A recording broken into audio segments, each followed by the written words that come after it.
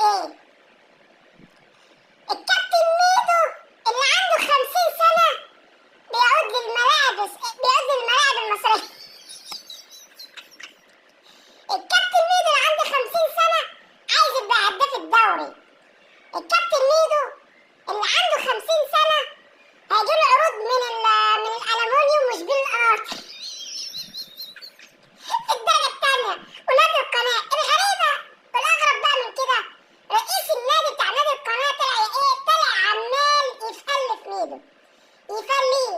ده كابتن ميدو نجم ربي، نجم أجنبي، نجم ما جابوش ولادة في كرة في مصر، وعمال يلمع فيك زي التلميع الجزم.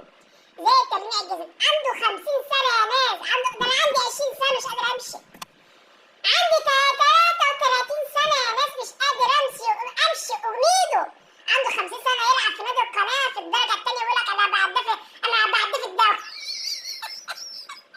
الناس اتجننت ولا ايه؟ متعرفش. لاعب 40 سنة ولا 55 سنة يقعد الملاعب كرة في مصر. احنا عايشين فين؟ ده احنا الكلام ده في اوروبا كانوا ضحكوا عليه.